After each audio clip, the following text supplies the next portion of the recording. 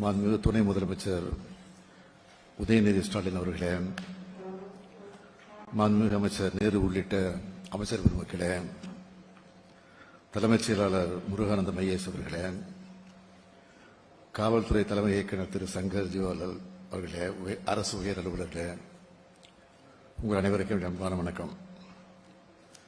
கடந்த 4 ஆண்டுகளில் காலங்களையும் நடக்குது. ஆனால் அந்த இயற்கை சீற்றங்களிலிருந்து மக்களை காக்க வேண்டிய பெரும் கடமை அரசுக்கும் அரசு அதிகாரியான உங்களுக்கும் தான் இருக்கு.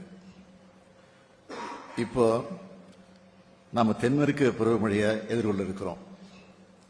இதுல இயல்பான மழை பொழிவு தான் இருக்கும்னு இந்திய வானிலை ஆய்வு மையம் தெரிவிச்சிருக்கு.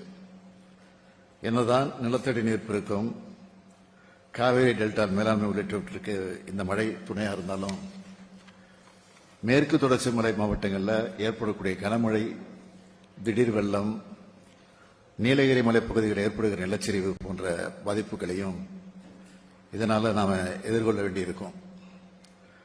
அது மட்டுமல்ல, அதிக கனமழை, புயல் ஆகியவற்றை எதிர்கொள்ள கடலோர மாவட்டங்களும் தயார் நிலையில் இருக்கணும். தென்மேற்கு பருவமழை காலத்தை திறம்பட எதிர்கொள்ள எல்லா கலெக்டர்களும் மாவட்ட அவசரகால செயல்பாட்டு மையம் 24 மணி நேரமும் செயல்படுவதையும், தகவல் தொடர்பு சாதனங்களோடு பயன்பாட்டையும், மீட்பு உபகரணங்கள் மற்றும் வாகனங்களுடைய தயார் நிலையையும் உறுதி செய்யணும்.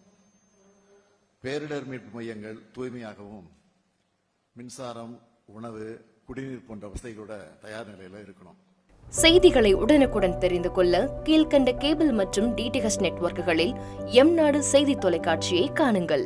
பாதகம் செய்பவரை கண்டால் நாம் பயம் கொள்ளலாகாது பாப்பா.